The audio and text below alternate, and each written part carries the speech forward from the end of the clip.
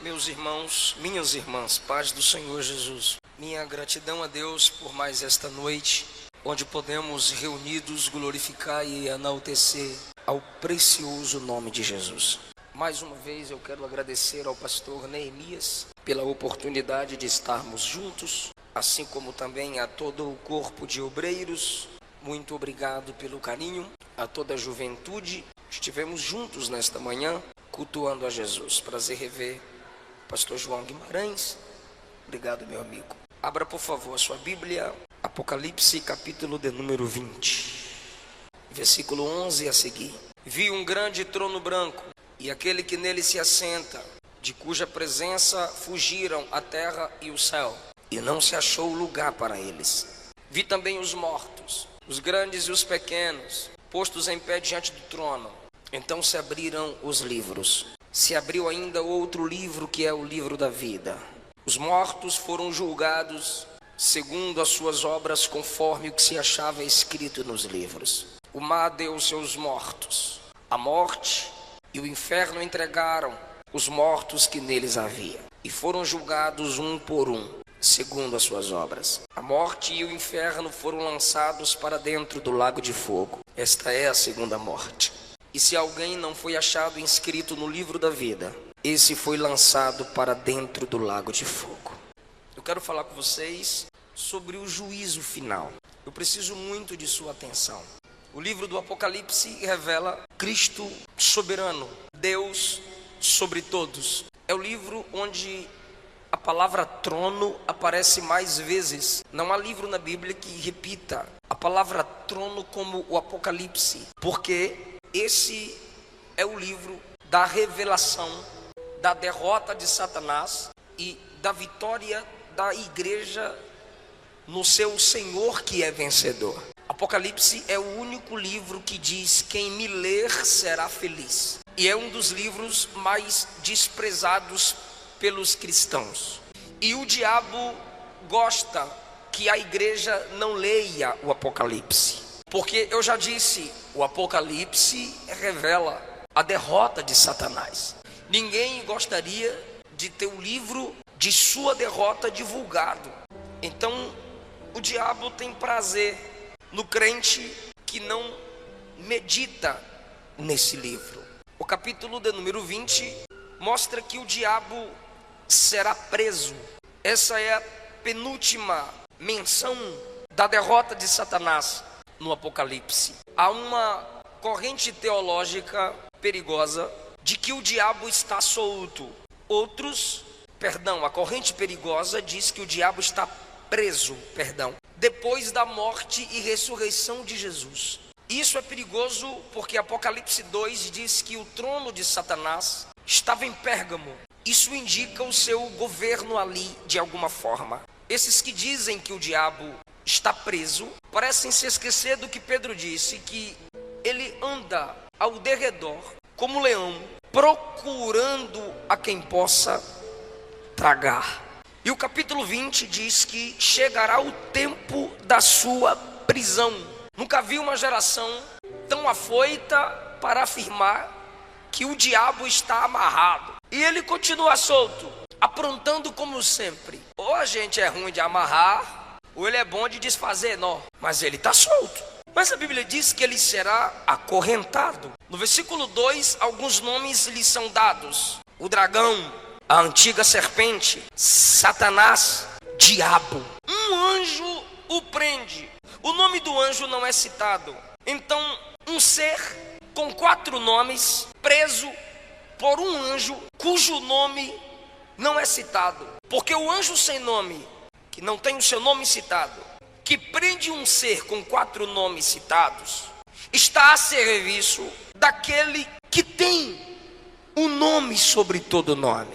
Esse anjo tem a autoridade porque ele serve àquele que é dono do nome sobre todos. Quando o diabo for preso, diz a Bíblia, que por 1000 anos acorrentado ele será. Versículo 4, João diz: vi tronos, e se assentaram neles aqueles aos quais foi dada a autoridade de julgar. Vi as almas dos decapitados por causa do testemunho de Jesus. a igreja é vista em tronos. Paulo diz que nós julgaremos até os anjos, que ele fala dos anjos caídos, os que no período da grande tribulação morrerão para terem uma chance de salvação, serão ressuscitados e ainda se juntarão à igreja e aos apóstolos para o julgamento. A Bíblia diz no versículo 5 que os restantes dos mortos não reviveram até que se completassem os 1000 anos. Então, o juízo final que lemos acontecerá 1007 anos depois do arrebatamento da igreja, porque a igreja será arrebatada. Aqui na terra 3 anos e meio falsa paz, 3 anos e meio tribulação. Depois disso, a igreja descerá com Cristo, Apocalipse 19. Nessa descida de Cristo com a igreja visível, o anticristo estará cercando Israel para lutar contra eles, com várias nações, porque Israel quebrará aliança com o anticristo. Mas a igreja descerá com Cristo em defesa de Israel. As armas das nações apontadas para Cristo e a igreja, mas pelo sopro da sua boca, Cristo os vencerá. Porque essa igreja que desce já não é mais aquela que se chama polícia para fechá-la e desligar o som. Essa igreja que desce já não é mais aquela onde jogam fezes no telhado e pedras, onde se afronta pastores, onde queimam os crentes. A cada 3, 4 minutos por dia morrem crentes, 100 mil. Nesse ano, dizem pesquisas, cristãos foram degolados, mortos por amor ao evangelho. E nós desceremos, conforme o capítulo 19, e reinaremos 1000 anos com Cristo. Será um período de paz, não de eternidade, para os que passarem a conhecer o Senhor no milênio. Ainda não. Novos céus e nova terra é depois do milênio. A Bíblia diz então que depois dos 1000 anos, o diabo será solto da sua prisão. Perceba que 1000 anos de Cristo reinando, o diabo preso, depois ele será solto. E ele ainda vai seduzir nações para perseguir os santos. Mesmo acorrentado, ele continua com a mesma natureza maligna e sairá para provar o coração dos homens que estão debaixo do governo de Cristo e da igreja. Ele ainda terá os seus, porque mesmo com paz, abundância, início da restauração do Gênesis, ainda haverá homens que não aceitarão o governo de Cristo com a igreja. Será um teste para o coração dos homens e sua última chance de escolha. Nesse período ainda, os que morrem em seus pecados não ressuscitaram. Os que ressuscitaram, conforme diz o versículo 4, são aqueles que morrerão no período da grande tribulação. A igreja que desce no 19 assume tronos e governa. E o versículo 5 diz que os restantes dos mortos ainda não reviveram. João está falando do milênio e esses mortos, ou seja, os que morreram em seus pecados, permanecem mortos. É o que Daniel diz no capítulo 12, que uns ressuscitarão para a vida eterna e outros para a perdição eterna. São esses dos quais Daniel fala. Então, essas pessoas, após a soltura de Satanás, se unirão a ele, cercarão o arraial dos santos, que é a nova Jerusalém que desce, que se estabelecerá sobre a Jerusalém atual. A igreja com corpo glorificado terá acesso às duas Jerusaléns. O diabo chamará seus homens que querem o seu governo, e como sempre o seu alvo são os santos, cercará o arraial dos santos com o intuito de vingança. E nesse momento, o Deus de Elias se manifestará. E no versículo 9 diz que descerá fogo do céu e os consumirá. E o diabo que os enganou, perceba que ele ainda é enganador desde o Gênesis 3.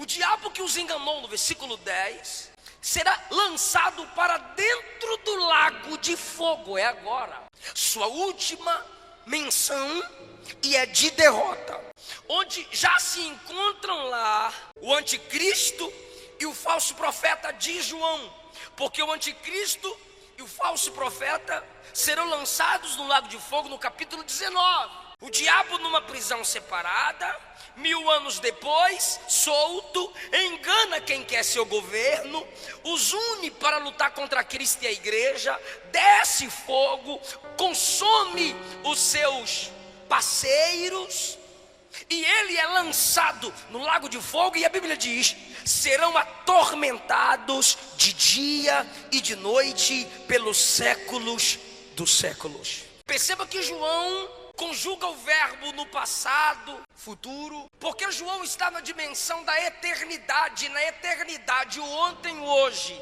e amanhã é a mesma coisa. Ele vê os 3 tempos do homem de uma só vez na eternidade.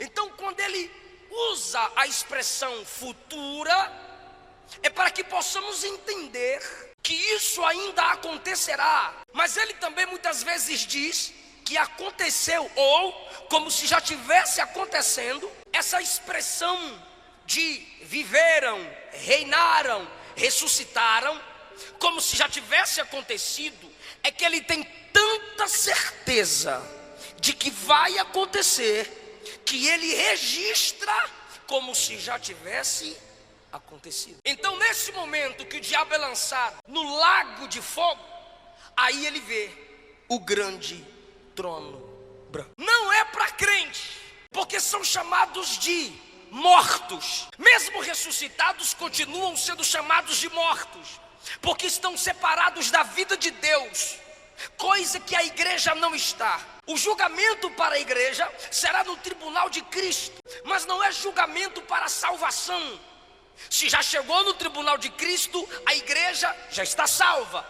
É julgamento das obras, onde a qualidade das nossas obras serão examinadas. Não é quantidade, é qualidade. Porque para Deus, mais do que pregar todo dia, é cumprir uma única mensagem em um mês. Se você só prega uma vez, ou faz algumas coisas que ninguém vê, mas é com qualidade, mais importante é do que a quantidade. É isso que será examinado no tribunal de Cristo, a qualidade das obras.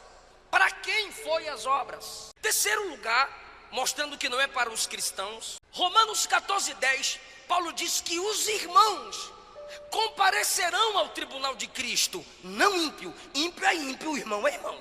Todo mundo é filho de Deus. Precisa ler a Bíblia primeiro. Quem vive na prática do pecado, a Bíblia diz que é filho do diabo, não é filho de Deus. Quarto lugar, a Bíblia diz que nós precisamos nos examinar, e que Deus, na ceia nós nos examinamos, é um auto-julgamento, e que Deus não nos julga com o mundo. Se Deus não nos julga com os ímpios, então nós não estaremos sendo julgados no juízo final. Até porque a trombeta toca, a igreja sobe, 7 anos depois ela desce, 1000 anos ela reina.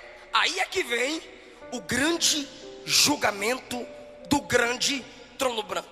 E os ímpios, desde o Gênesis até agora, que estão descendo à sepultura e sua alma sendo direcionadas ao Hades, continuarão mortos, e só no juízo final ressuscitarão. Esses ressuscitados estarão diante do próprio Cristo, o juiz. E vejamos agora algumas lições desse texto. Vi um grande trono. Por que o trono é grande? Porque multidões e multidões, milhares de milhares serão julgados.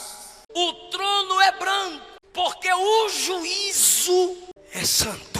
O juiz é santo.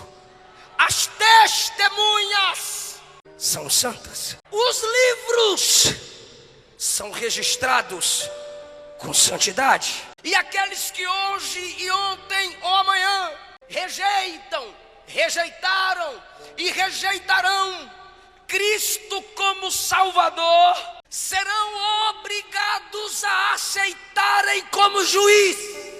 Eu vou lhe perguntar, você quer Jesus? E você vai dizer não.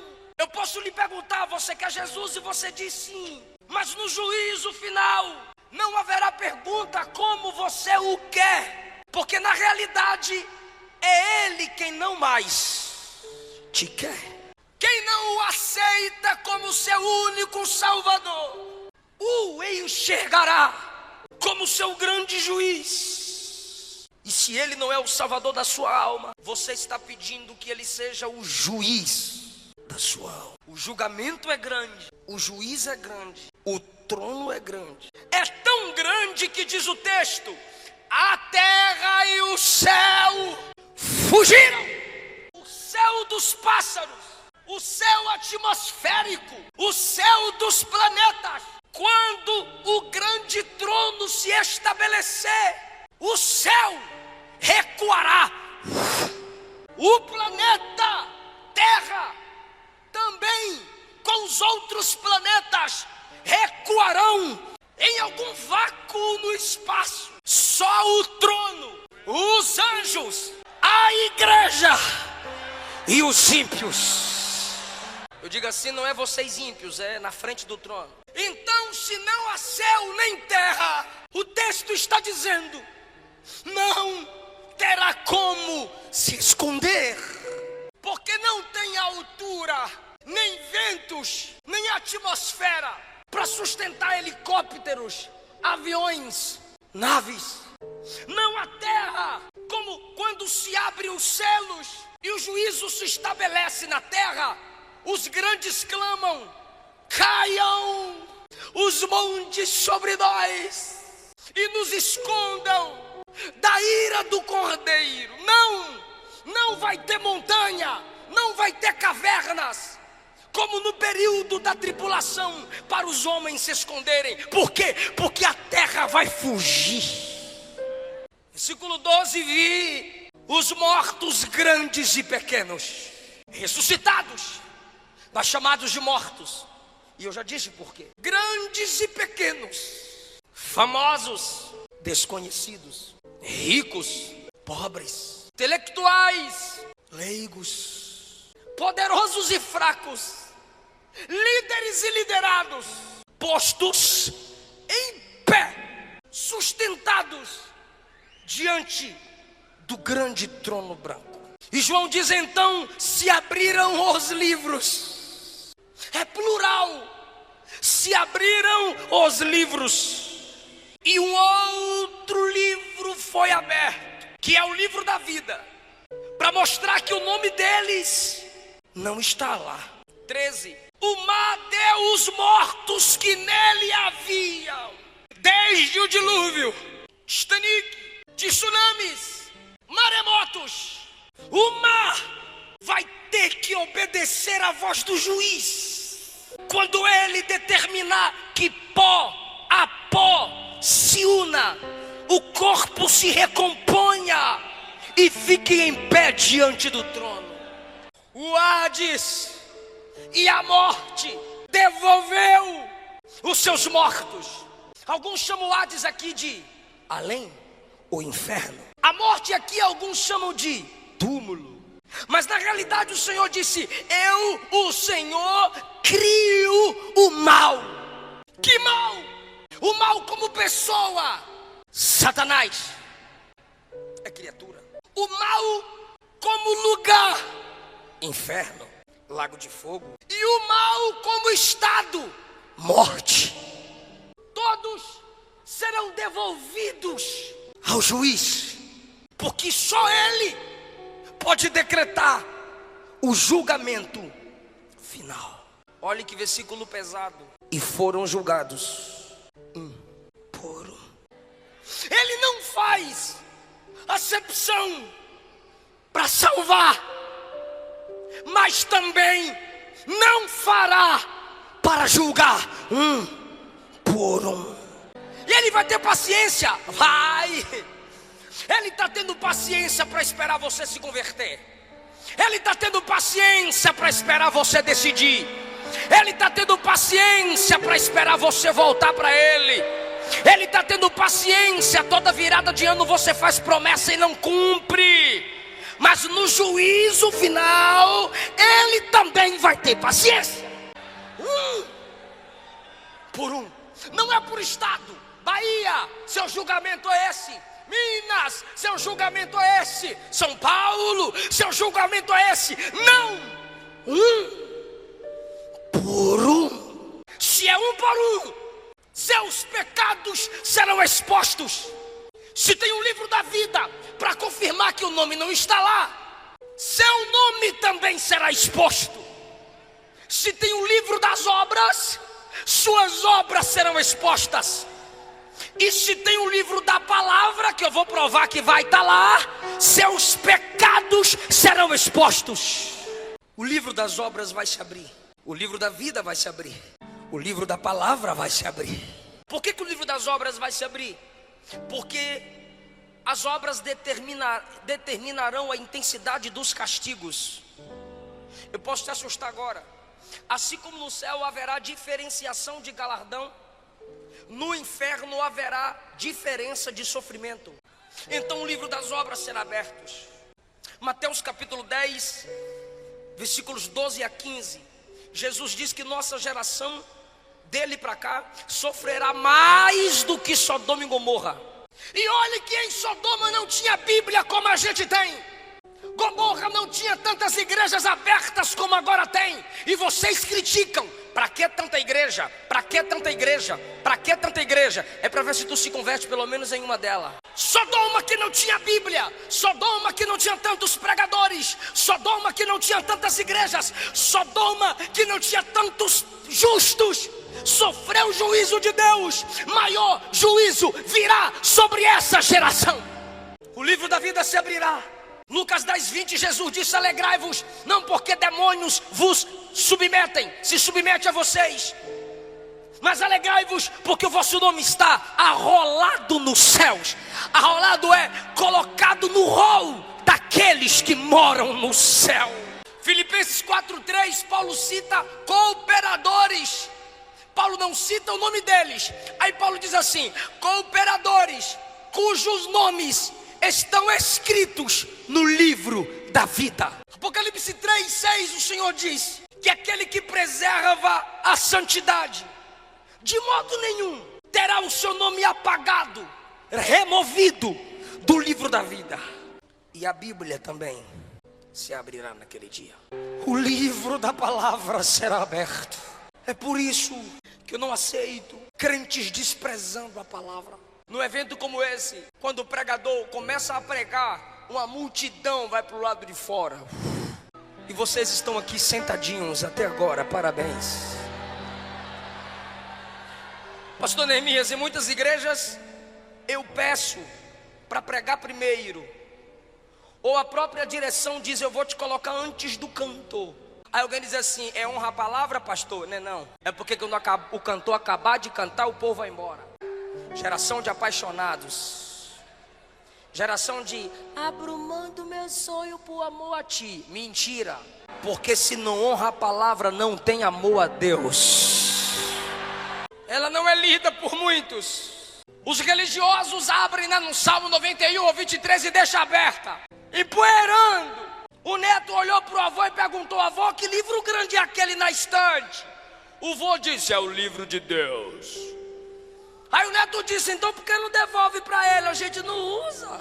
Diante das escrituras precisamos voltar a tremer. Alguém já teve a audácia de me dizer: pastor, não precisa pregar como eu vejo suas mensagens na internet, não. Manda os irmãos pegar na mão, faz o mover que o fogo pega. Eu disse: varão, de que jeito? A Bíblia diz que é a palavra que despede labaredas de fogo. O que eu vou fazer? Nossa geração, muitos dentre nós são anões no conhecimento da palavra. O tempo especial que muitos de nós damos à palavra é a hora da leitura oficial. Então a igreja está acorrentando a Bíblia, a escola dominical e a leitura oficial. Porque quando acaba o culto, se perguntar que leitura o pastor fez, onde o pregador leu, alguns ainda vão pregar e dizem: feche sua Bíblia, coloca no banco que vamos decolar. Você está de graça. Por que fechar a Bíblia? Eu sou bereano. Paulo está pregando e eu estou com ela aberta conferindo, rapaz. Mateus capítulo 12, versículo 45, Jesus diz, João 12, 45, Jesus disse assim: se vocês não me escutam e não creem em mim, eu não julgo agora, porque eu sei que no dia do juízo a minha palavra vai julgar vocês. Então você que sai na hora da palavra, você que só sente sede na hora da palavra, você que vai ficar atrás dos carros se beijando na hora da palavra, a palavra que você despreza hoje vai te julgar no juízo final. Aí as pessoas voltarão a tremer diante da palavra. Se você não se dobra diante dessa palavra hoje, ela vai te dobrar nesse dia. E aqueles que morreram em seus pecados, eu imagino, eu posso fazer essa inferência, sendo chamados para mais perto do juiz. Filhos que morreram desonrando seus pais na minha presença. Conheces Efésios 6? Sim, Senhor. Vós filhos, sede obedientes vossos pais no Senhor. Honra teu pai e tua mãe, que é o primeiro mandamento com promessa, para que te faz bem e vivas muito tempo sobre a terra. Você praticou isso? Não, Senhor. Lago de fogo. Adúlteros. Malaquias 2, não lestes? Fostes desleal com a mulher da sua mocidade. Não lestes aquele que olhar e desejar no seu coração a mulher do próximo, já adulterou com ela? Não lestes que só pode largar sua mulher em caso de prostituição? Sim, Senhor. Lago de fogo. Homossexuais na minha presença agora? Pode não, Senhor. João capítulo 2, Gênesis capítulo 2, eu fiz macho e fêmea. Romanos capítulo 1, essa prática é pecaminosa contra a minha palavra. Sabiam disso? Sabíamos, Senhor. Lago de fogo. Pregadores e cantores que não confessaram os seus pecados aos seus pastores, na minha presença agora. Jeremias 48, ai daquele que faz a minha obra relaxadamente. Quantas horas você orava para cantar? Nenhuma, Senhor. Quantas horas você orava para pregar? Nenhuma, Senhor. Quantas vezes você lia a Bíblia para falar para minha noiva? Nenhuma, Senhor. Pregava contra o pecado em pecado, pregava contra adultério em adultério, pregava contra mentira mentindo, pregava contra roubo roubando. Enganaste a minha noiva, mas o noivo que é juiz você não engana. Lago de fogo. Jovens que no namoro faziam sexo na minha presença. Não vistes que em Gênesis 6 eu julguei a terra pela imoralidade sexual? Não vistes que em Sodoma e Gomorra eu derramei o meu juízo pela imoralidade sexual? Não vistes que eu julguei Davi pela imoralidade sexual? Não leste na minha palavra que quem se prostitui está fora do meu reino? Não lestes em 1 Tessalonicenses 4 que Deus é vingador de quem pratica essas coisas? Sim, Senhor. Não tenho o que dizer, eu já disse o que tinha de dizer. Lago de fogo. Idólatras na minha presença. Você valorizou a tradição da sua igreja acima da minha palavra. Você tinha seus ídolos, você tinha sua imagem de escultura. Seu padre sabia que idolatria é pecado, mas não pregou para você, para não se sobrepor à tradição da igreja. Mas na minha palavra está escrito Isaías 43, só eu sou o Senhor e não há outro santo fora de mim. Não lestes? Lago de fogo. O Gênesis vai se abrir. Caim, matastes aquele que você deveria proteger. Lago de fogo. Lameque, eu não fiz Evas para Adão, eu fiz Eva para Adão, mas você teve duas mulheres. Lago de fogo. Nimrod, você quis levantar a torre para me afrontar, mas eu impedi. Agora eu vou te provar quem é que manda. Lago de fogo. Vai se abrir o Êxodo. Faraó, você endureceu o seu coração. Eu aproveitei e endureci o teu coração. Você pensou que tinha poder sobre o meu povo, mas agora eu estou te mostrando quem é que tem poder para juízo. Lago de fogo. O livro de Números vai se abrir. Balaque, Balaão, que quis amaldiçoar o meu povo. Lago de fogo. Vai se abrir no livro de Daniel. Nabucodonosor, Belsazar, enquanto vocês estavam nos seus tronos, queriam humilhar o meu povo, lançar na cova, lançar na fornalha, mas agora sou eu quem lanço vocês no lago de fogo. A Bíblia vai se abrir nos evangelhos. Herodes, eu era um bebê, você mandou me matar, e agora sou eu quem te lanço no lago de fogo. A Bíblia vai se abrir em Atos dos Apóstolos. Herodes, você mandou prender Pedro, você matou Tiago, você perseguiu os meus santos, agora eu te lanço no lago de fogo. E agora os grandes imperadores, os grandes papas, Nero, Constantino, Domiciano e vários outros, vocês julgaram Policarpo, vocês colocaram João na ilha de Patmos, vocês separaram João de vocês e da igreja, mas não separaram de mim. Vocês colocaram a minha igreja para ser morta, pisada por touros, estraçalhada por onças, por leões, pela espada de gladiadores. Agora a minha noiva está do meu lado e vocês serão lançados no lago de fogo. Eu sou o Senhor. Todos enfrentarão o juiz frente a frente. O juízo final, quem me ouve diz amém. O juízo final revela que Deus é um Deus equilibrado. Porque se ele fosse só amor, ele salvaria, mas não julgaria. Se ele fosse só juiz, ele julgaria, mas não salvaria. O juízo final mostra que o nosso Deus é amor e justiça. Porque o nome escrito no livro da vida é graça. Suas más obras escritas no livro das obras é juízo. Apocalipse 5 mostra Jesus como leão e como cordeiro. Porque Jesus é Salvador, mas é Senhor. Jesus é o bom pastor, mas é o grande juiz. Então o juízo final mostra que Deus é graça e verdade. Segundo lugar, o juízo final mostra que Deus, eu vou mexer com a mente de alguém aqui agora. O juízo final mostra que Deus expõe sim. Tem o livro das obras, serão expostas. Tem o livro da vida, para ver que o nome não está lá. Um por um, ele vai expor. Não brinca com a graça. Deus só não envergonha quem não envergonha o evangelho. Tu tá de graça, tu envergonha o evangelho, envergonha a sua família, envergonha a igreja que congrega, envergonha a liderança, e Deus não vai envergonhar tu? Espera.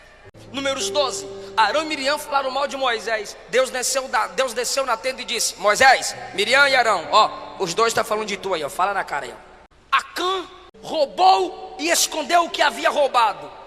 Josué foi orar, Deus disse: tem pecado no arraial. O que eu faço, Senhor? Chama a tribo de Judá. Chamei, Senhor. Chama uma família pelo nome do chefe da família. Chamei, Senhor. Chama todos os membros da família. Foi afunilando. Tribo, chefe da família, uma família chefiada por esse chefe. Agora chama Acã. Deus expõe. Pastor, você está falando de Antigo Testamento. Ok. Mateus 26. Um dentre vós vai me trair. Aí Pedro, que estava do outro lado, olhou para João, que estava aqui. Aí João: quem é, Senhor? Nesse momento, Judinha levanta a mãozinha para colocar a mãozinha no pratinho. Quando ele levanta a mão para colocar no prato, Jesus também diz: aquele que põe comigo a mão no prato é o que vai me trair. Aí Judas olha para Jesus e diz: sou eu, mestre. Jesus disse: acabou de sair da tua boca, apressa. Atos capítulo 5, na hora da oferta, o casal se junta para mentir para o pastor. Vamos dar metade como se estiver dando tudo. Qualquer consagração pela metade é uma mentira completa. E aí trouxeram a metade como se estivesse dando tudo, só para ostentar de centão. Quando Ananias chega e diz: está aqui a oferta toda, eu vendi tudo, eu sou igual Barnabé. Barnabé deu tudo, então eu também dou tudo. Aí Pedro diz: não, no meio do culto, na hora da oferta, na frente dos crentes tudinho, porque o diabo encheu o seu coração para você mentir para o Espírito Santo. O que, rapaz? Você mentiu a homens? Não, você mentiu a Deus. Buf, morreu. 3 horas depois chega a esposa. A irmã Safira teve 3 horas para se arrepender. Meu bem, não faz isso. Não, ela ficou lá ocultando o pecado do marido. Cumplicidade de casal. Ela veio 3 horas depois e teve a chance. O pastor Pedro perguntou: por quanto vendeste aquela propriedade? Ela disse: pelo preço que meu marido falou. Aí Pedro disse: por causa da mentira, eis aí os pés dos que acabaram de sepultar seu marido e vão sepultar você junto com ele. Mentiram juntos, sepultados juntos. O juízo final é uma pequena prova de que Deus é um Deus que expõe. O juízo final revela que Deus é onisciente. Deixa eu perguntar para os salvos aqui: Jesus foi no teu quarto perguntar teu nome para colocar no livro da vida? Fala não, né? Pelo amor de Deus. Ele foi no teu quarto perguntar teu nome para pôr no livro da vida? Não, porque ele sabe, ele escreveu lá. Ele anda com a camerazinha te filmando para escrever suas obras? Não, ele vê, ele sabe. 1 Samuel 16:7. Deus não vê como vê o homem. O homem vê a aparência, ele sonda o coração. Daniel capítulo 2, versículo 22. Deus conhece o profundo, o escondido e as trevas, mas com ele mora a luz. Provérbios capítulo 15, versículo 3. Os olhos do Senhor estão em todos os lugares, contemplando quem é mau e quem é bom. Hebreus 4:13. Todas as coisas estão nuas e patentes aos olhos daquele que devemos dar conta. Papai não viu, pastor não viu, esposa não viu, irmão não viu, mas tu sabe que Jesus viu. Não morra em seus pecados. Não deixe o teu pecado te matar, porque o pecado mata. Você não precisa ser apresentado no juízo final para ser lançado no lago de fogo. Deus não lança ninguém no inferno. Vai ler Apocalipse 20 para tu ver se ele não lança. 19 lança anticristo, falso profeta. 20 lança diabo e todos aqueles que morrerem em seus pecados. Igreja, entenda de uma vez por todas: Deus não te dará aqueles pelos quais você não chora. Nós amamos muito você para você sair daqui sem a gente orar por você. Senhor, teu povo ora e o Senhor escuta. E nós estamos orando agora por cada uma dessas pessoas. Toca onde não tocamos, entra onde não entramos, faz o que não fazemos. Por 2, 3 vezes o pastor Neemias me disse hoje: faz o apelo, convida as almas. É porque a gente não quer te perder para Satanás. A gente não quer te perder para o inferno. Ele te trouxe aqui. O plano dele é maior do que sua fraqueza. Ele é melhor do que seus amigos que vão zombar de você. Ele é melhor do que o namorado, a namorada que vai largar você. Ele é melhor, ele é maior. Ele vai cuidar de você. Ele garante isso. Quem deixa mãe, pai, irmãos, por causa de mim, terá 100 vezes nessa vida e na outra, com perseguição, com dificuldade, mas terá, eu garanto, ele diz. Todo vazio da sua alma, Jesus preenche. A igreja existe para cuidar de você e para você fazer parte dela.